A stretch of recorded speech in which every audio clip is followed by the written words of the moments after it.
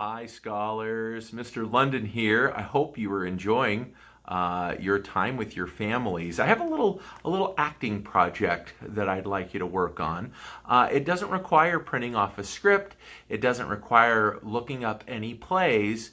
What it requires is for you to find a children's book and act out the children's book. Now, I've chosen my favorite book. This is called Lucky the Rubber Ducky, and check it out. This is a book that was written by me. It's a book that I published. Actually, I wrote this when I was in college, and a friend of mine illustrated it. My good buddy Jim Atherton illustrated it, and we turned it into a little children's book. Now, in it, there's a narrator who tells the story, and then there are several different characters. There's Lucky, there's his siblings, and there's his mom. And when I read this book to my children or to other children, I like to act out the parts. So when I read the narration, which is the first part of the book here, I would say, "This is Lucky, a nice rubber ducky. He was kind to all ducks he met. The one thing that was strange about little Lucky, he was afraid to get wet. His mother and father were not bothered by their son's little water fears, but his siblings with their joking and all their teasing brought poor Lucky to tears. Lucky would sit right next to the pool and watch them swim and race. 'Don't be a chicken!' they would yell as they splashed water onto his face." See how I did a different voice for the siblings?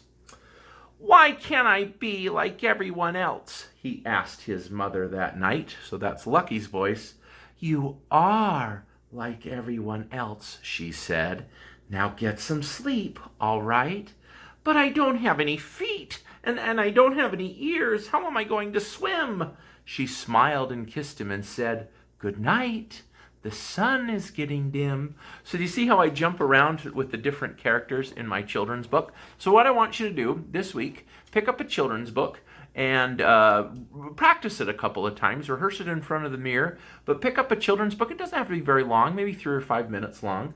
And I want you to find a children's book that has narration, the story, and then I want you to find different characters in the book. Try to find at least 2 or 3 different characters that you can do the voices for. So if I was going to read my family or my siblings the story of the Big Bad Wolf and the 3 Little Pigs, I would have one little pig who's got a really soft voice, and one little pig who might be a little bit deeper, and maybe my big bad wolf has a really deep voice and really crazy eyes. All right, so rehearse that a little bit, a couple of times, and then I want you to perform it for your family members.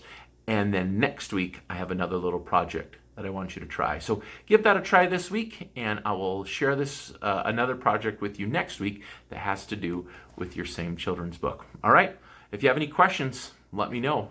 All right, hope this works out for you. We'll see you guys soon. Bye-bye.